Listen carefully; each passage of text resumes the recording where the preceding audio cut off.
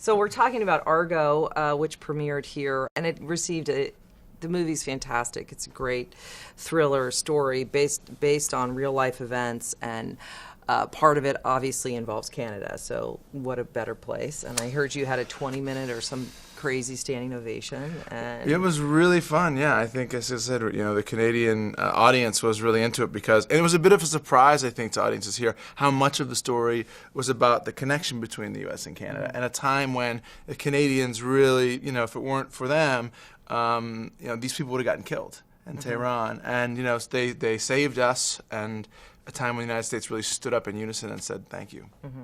What made you take on Argo?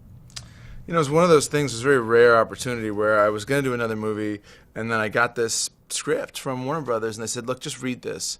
And it was one of the best things I'd ever read. And it was, sort of the manna from heaven, the thing you think about all the time. Like, maybe a script will just fall into my lap and be brilliant. And this one basically was that. Chris Terrio did this amazing job on the script.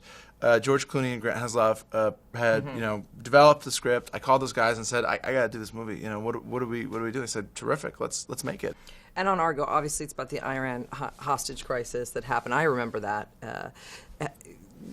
Being on the news, and you kind of interwove, all those things are kind of interwoven in it. How much did you want to make sure that you stuck to the events with a tiny little bit of embellishment? I realized when they were trying to get out and some of the dramatic tension, you had to improvise, I'm sure. Well, it was quite tense. It's just that we sort of externalized the tension and made them find out earlier than they did that they were leaving. But actually, their plane was delayed. It had mechanical problems. They were stuck at the airport. And the checkpoints they went through really were real. It was more important. I mean, this isn't a documentary. It's a movie. Nonetheless, it really mattered to me to adhere pretty closely to historical events. One, because I think we owed it to Tony and the house guests, and two, because I figured, we'll get crucified if we, stray too far from the truth. And we didn't need to. It's an amazing story. And if I made up too much, I wouldn't be able to say, this is true. And one of the big appeal of this is, like, you wouldn't believe it if it weren't true. It's so insane that you can't believe that it's true. Congratulations with this movie. It's Thank you just very much. Fantastic, and it's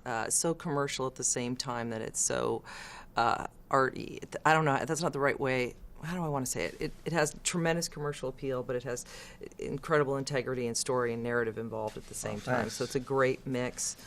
Your lips to God's ears. All right. Well, thank you for making the time.